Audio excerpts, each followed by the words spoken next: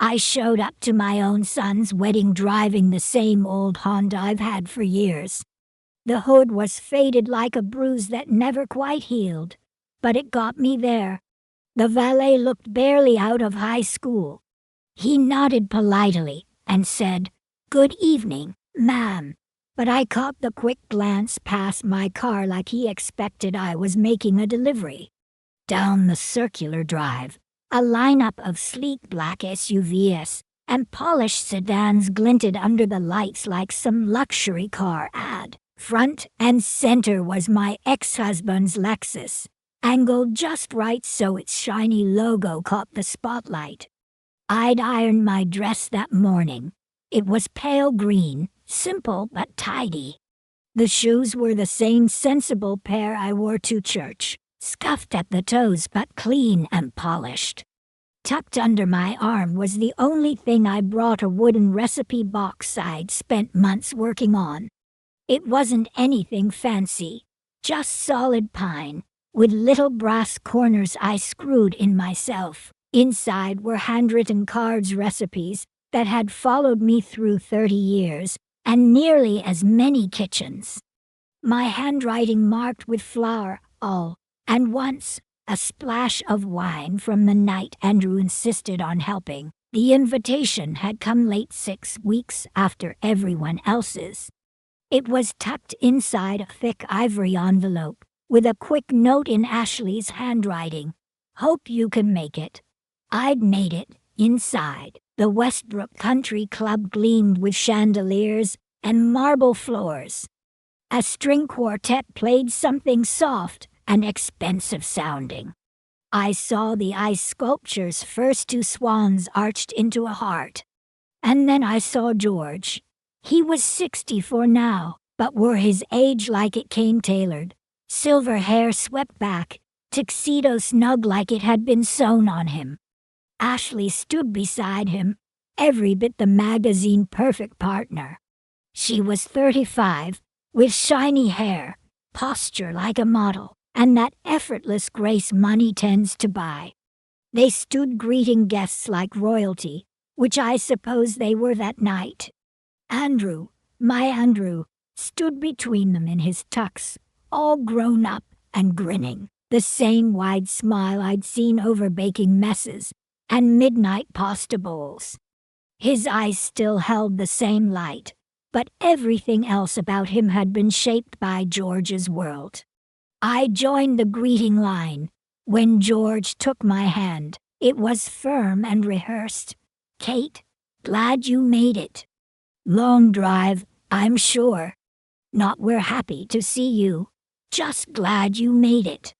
Like I was a distant cousin who might have shown up out of obligation. "It's a beautiful venue," I managed, keeping my voice even. "We wanted the best for Andrew," George replied. There it was again. "We." The photographer called out for family portraits. "Immediate family only," she said with a practiced tone. George, Ashley, Andrew, and Jessica moved into place like they'd done this 100 times. I stepped forward, just a little, and the birth mother.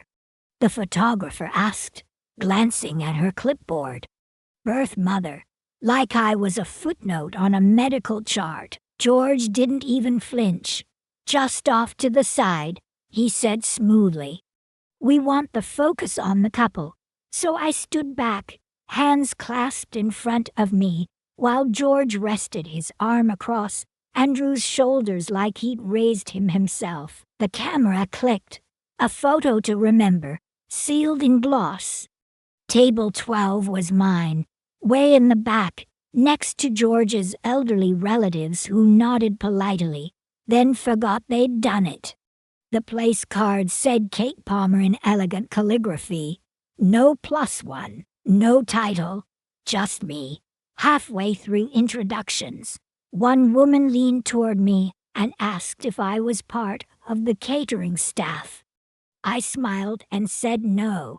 At the head table, George lifted his glass and launched into a story that had everyone in stitches. Ashley rested her hand on his arm like it was sculpted for her alone.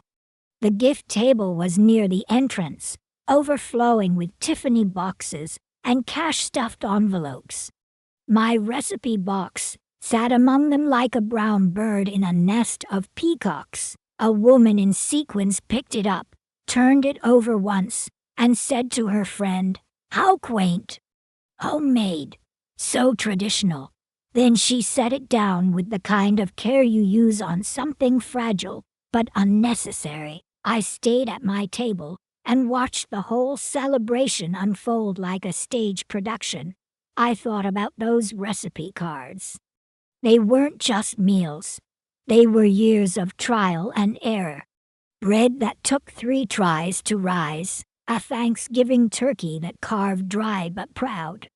Lemonade that lost money but built confidence in a 7-year-old. I wondered if he remembered, or if I was already just a memory being swept out. Dinner came and went like clockwork. Plates down, plates cleared, servers weaving like a choreographed ballet.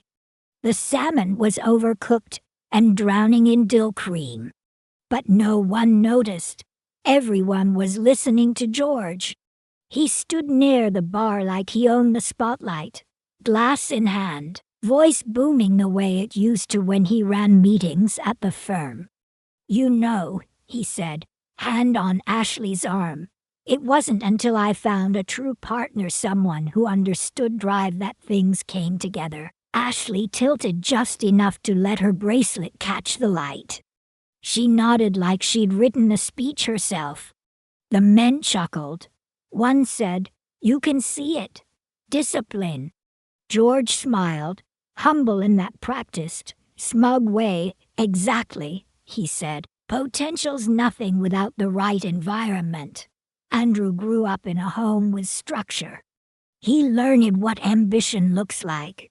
I set my fork down, pressed the napkin flat in my lap with both palms. He was talking about discipline like it came from spreadsheets and curated schedules.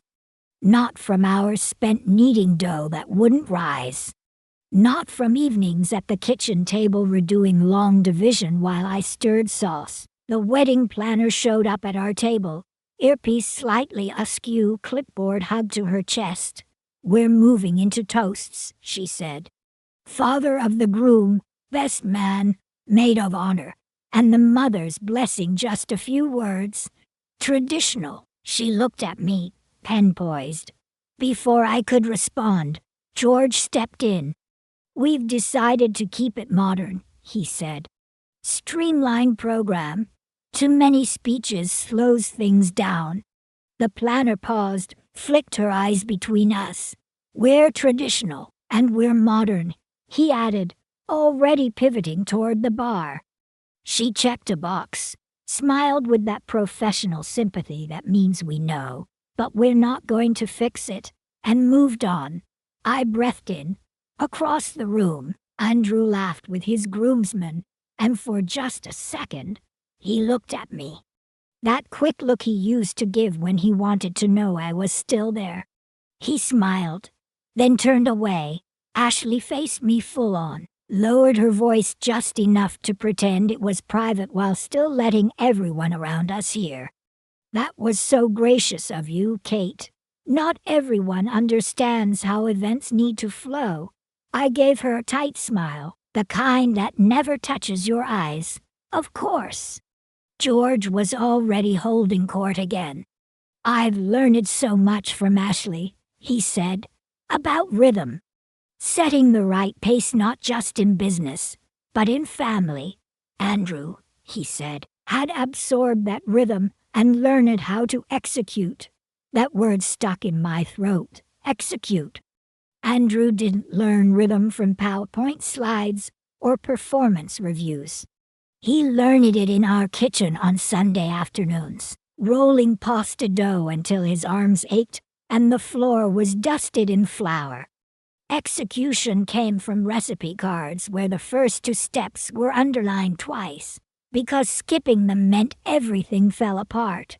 But no one in that room knew that, and I wasn't about to stand up and tell them. Not here. Not in front of him. The DJ called for toasts. George stood first, tugging on his jacket like a man born for center stage. To Andrew and Jessica, he began. Let me keep this brief. He didn't. He spoke of environment, of ambition, of what happens when a young man is raised right. Applause followed. Ashley rested her cheek on his arm for a photo someone was already snapping. The best man spoke next. College stories, spreadsheet jokes. The maid of honor cried, and half the room cried with her. Then the DJ looked to the planner. She glanced at her clipboard. Box already checked. No mother's blessing. Moving on, an elderly aunt leaned toward me. He's so proud, she whispered, patting my hand. Like that explained everything. Dinner plates disappeared. Coffee was poured. Music drifted toward dancing.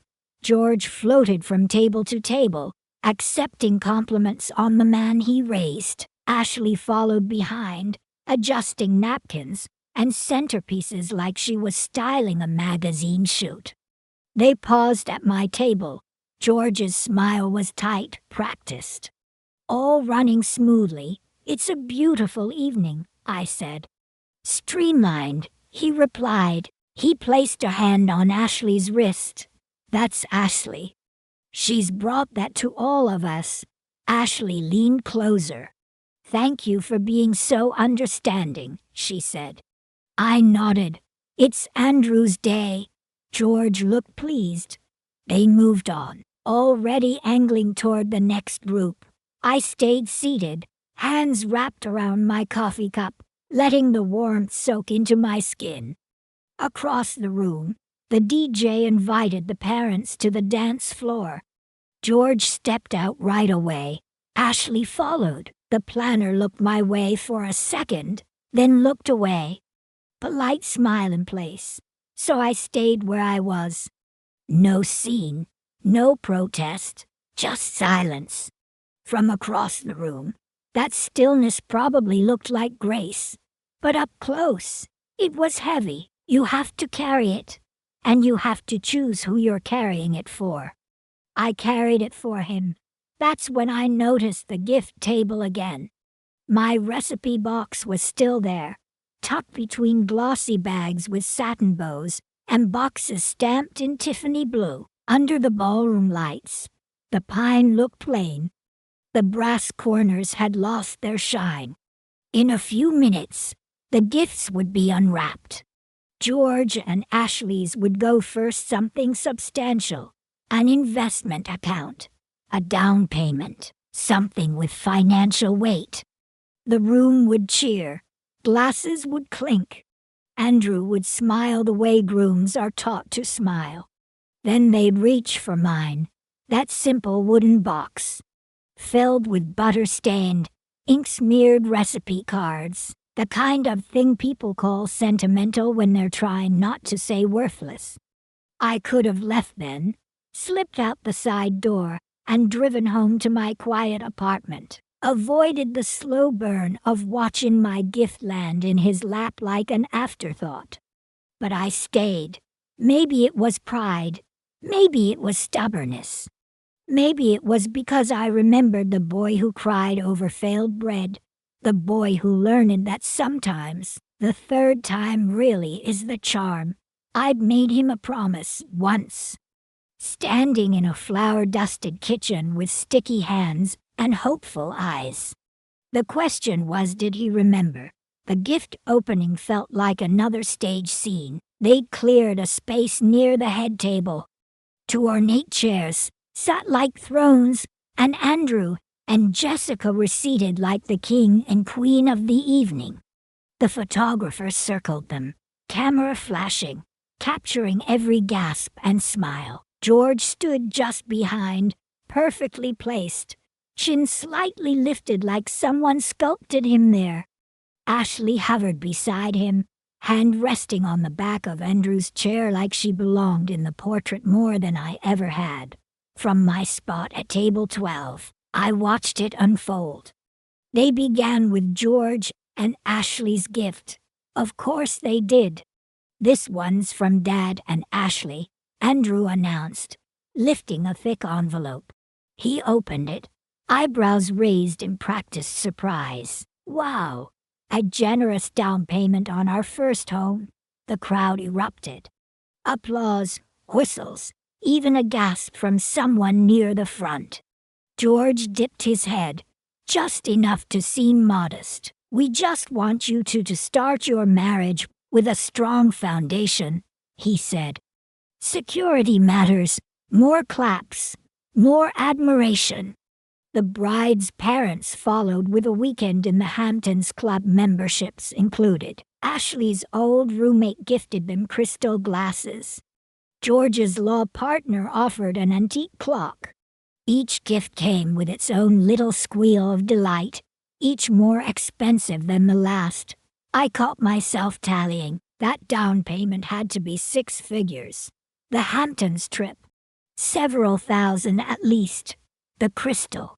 Waterford to grand minimum, I'd bet. And then I looked again at my box. Still untouched. Still plain. A woman at table 3 tilted her head toward it and whispered just loud enough for me to hear. That one must be handmade. Kind of sweet. But what do you do with that when you're setting up a real home?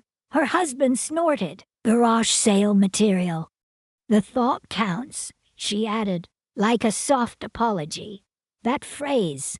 The one people use when they can't find a single genuine thing to say. Meanwhile, George was still making the rounds, playing the room like a politician. He stopped at one table and said, Andrew learned discipline by watching how a real family operates. He nodded toward Ashley. Consistency, structure, that's what shapes character. At the next table, he said, Andrew never went through a wild phase. That's because he always had someone guiding him. Every compliment was a little cut, a quiet rewriting of history.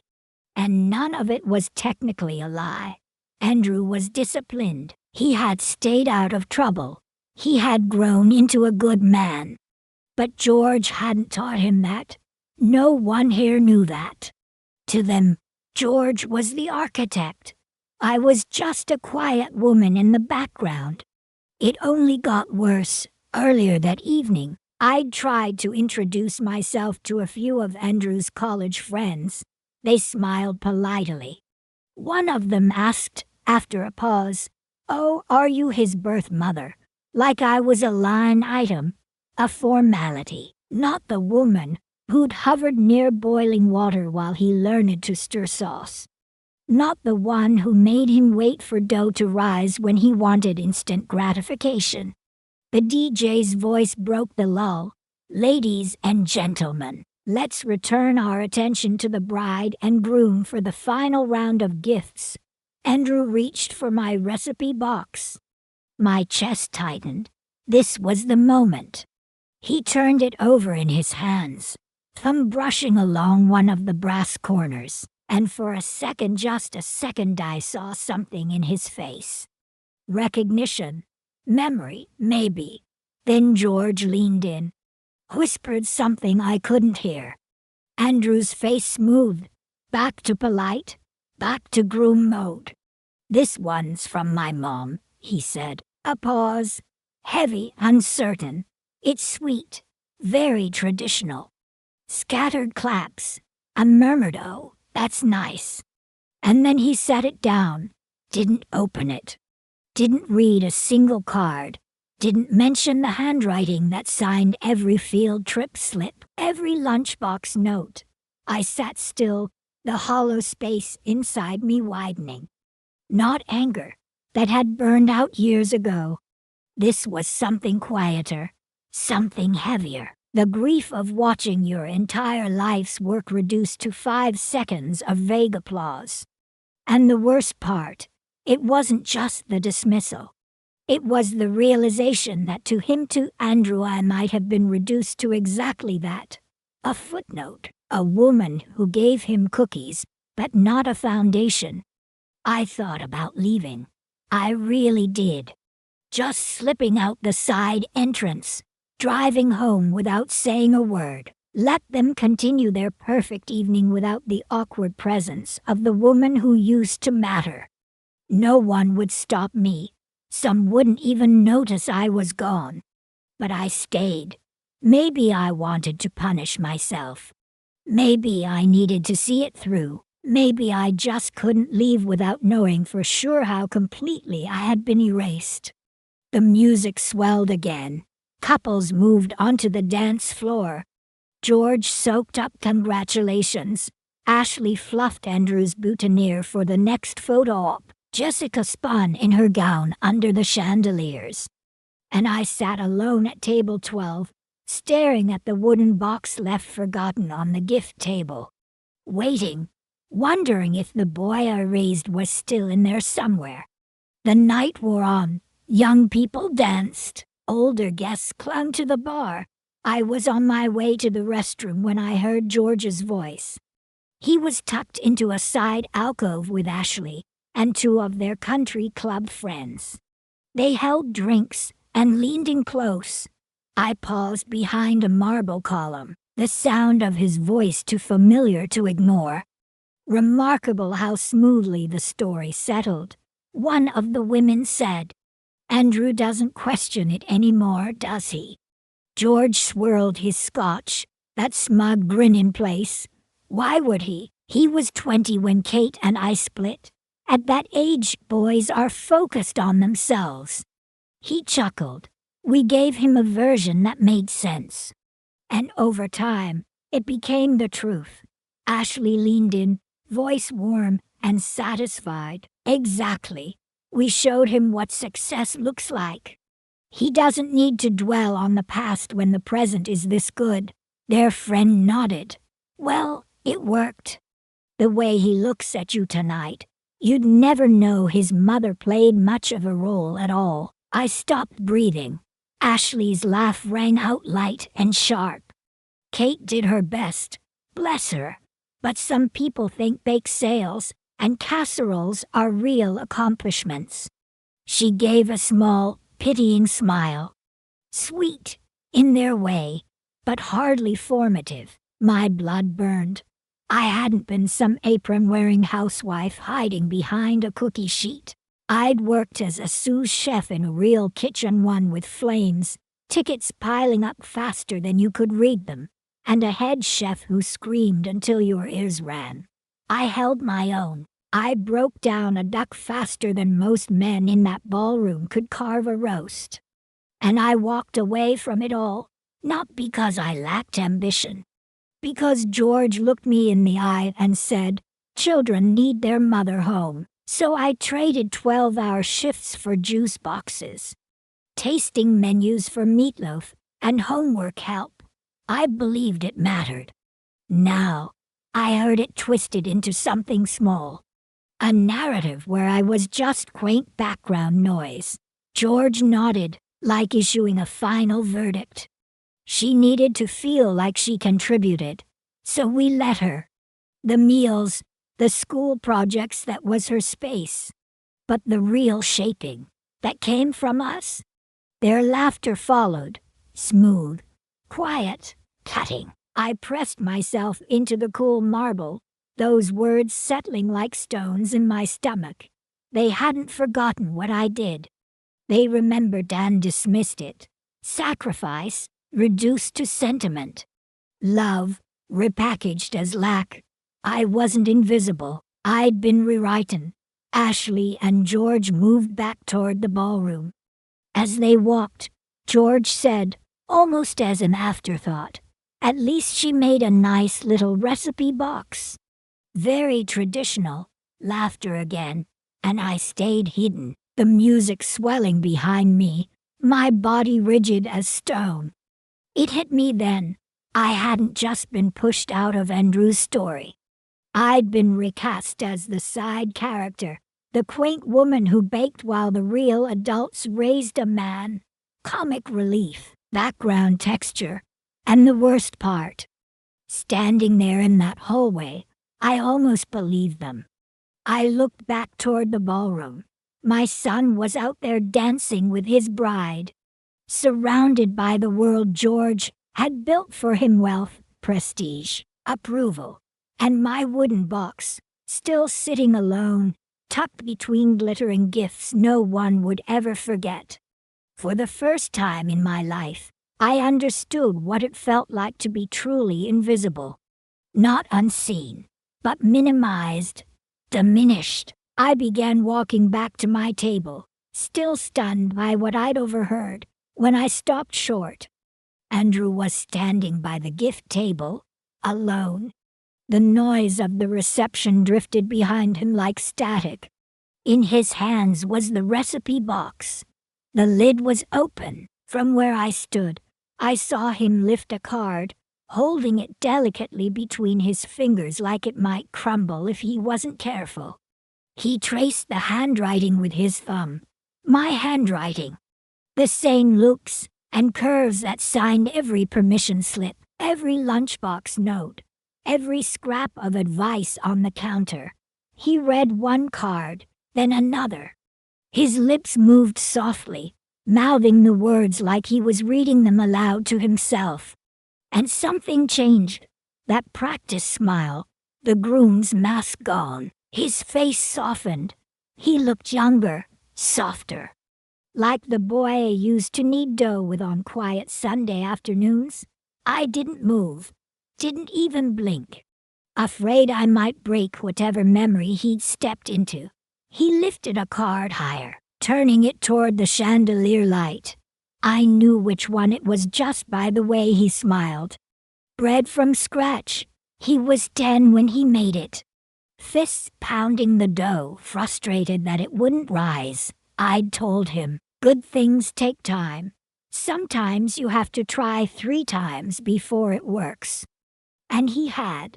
3 times until it finally rose. Until he learned what persistence looked like. Then came another card. Chocolate chip cookies. I saw him smile, slow and tender. The night he didn't make varsity. Came home shattered. We baked together and ate half the dough raw. Talked until the sting dulled. That was the night he learned comfort wasn't weakness. Sometimes it was strength. Then lemonade stand lemonade. He tilted his head back and laughed. 7 years old, counting quarters at the kitchen table.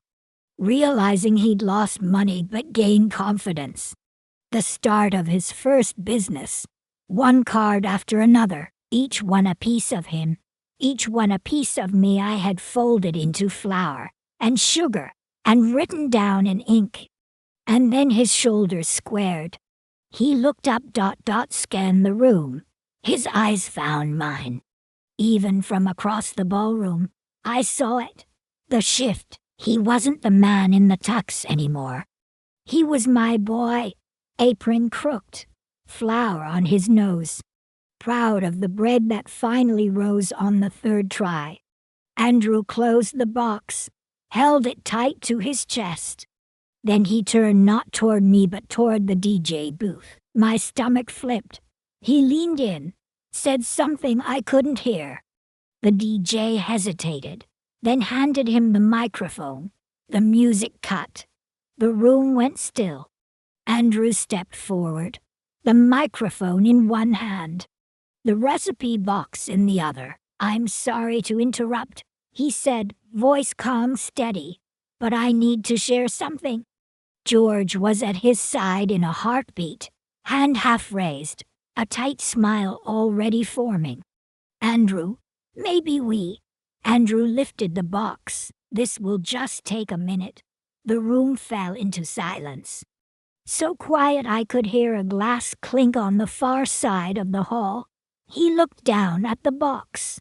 Earlier tonight, when I opened this, I barely gave it a glance. I thought it was just a sweet little recipe box from my mom. He paused, let the words sit there. Mom, but I opened it, and I realized. This isn't just a box of recipes. This is my life. It's the blueprint of who I am. Chairs creaked as people leaned in. He pulled out a card. Bread from scratch. That's where I learned persistence. 3 tries. Just like the 3 years I tried out before finally making the team. Another card. Thanksgiving turkey. I was 14. It came out dry, but I carved it anyway. That's when I learned showing up matters more than being perfect. He kept going, 1 card at a time, cookies after a loss.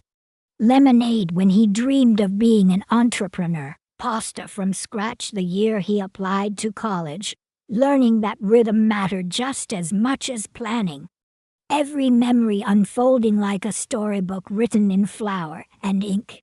My discipline, he said, glancing around the room, didn't come from spreadsheets.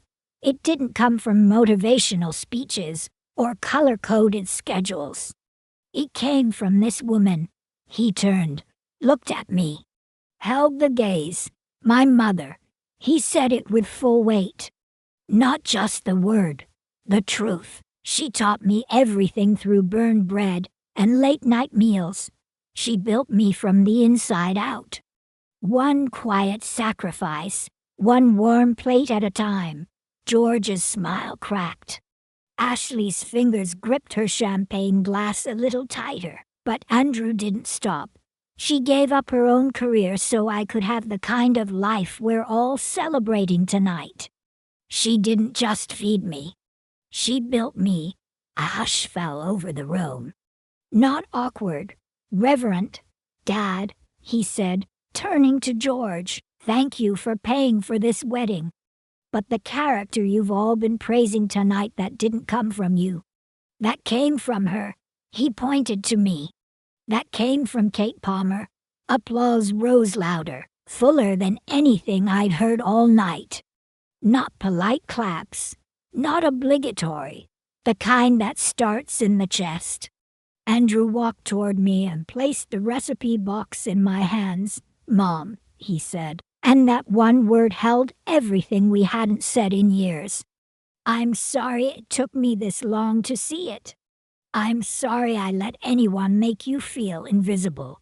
Then he hugged me, tight, the kind of hug I hadn't felt since he was small enough to reach for my apron. He turned back to the room, arms still around me. This woman didn't just teach me how to cook. She taught me how to live, and I needed you all to know that. The applause swelled again. It bounced off the chandeliers, filled every corner of the ballroom. People began rising from their seats, one by one. Not out of obligation, but something deeper. Acknowledgement. Respect, maybe even regret. I stood there holding the recipe box, its worn edges dug gently into my palms, solid and real. Proof that something made by hand by love could outlast all the glitter in the world. The music returned, soft at first, like the band wasn't sure how to follow what had just happened. Guests began to stir, conversations resumed. But the air had shifted. Something had broken open, and it wouldn't be sealed again. People started coming to my table. An aunt I hadn't seen in years took my hand and said, "You must be so proud." One of Andrew's college friends leaned down. "I wish my mom had done half of what you did." Even the photographer, who had spent the whole night trailing George and Ashley, finally turned her lens toward me. She asked if she could take a portrait, just me and the box. It was strange. After an entire evening of feeling invisible, I had suddenly become the most visible person in the room. But I didn't soak it in. I didn't need to. I just sat there with my hands wrapped around that little wooden box and let people see what had always been there. George never came near me. He stayed planted by the bar, his smile stretched too thin, his eyes fixed anywhere but me. Ashley tried once. I saw her start to glide across the floor in her silk gown, smile in place. But Andrew stepped between us without saying a word, just a simple shift of his body. and she turned away like a yacht veering off from shallow water. Later, after the last dance, when the floor was scattered with confetti and half the guests had already gone, Andrew found me again. Jessica was with him, her heels in her hands, her makeup smudged from tears but her smile steady. "Mom," Andrew said softly. "No mic, no crowd. Just him, just us. Would you teach me," he asked, "how to make some of these bread from scratch the way we used to?" I looked at him, really looked, at the man he'd become, and the boy I still remembered. Something in me settled. "I'd be honored," I said. He hugged me again tighter this time. Jessica stepped closer. "I'd love to learn too," she said, almost shy. The three of us stood there in the half-empty hall, the box between us, and for the first time all night, I didn't feel like a guest in someone else's story.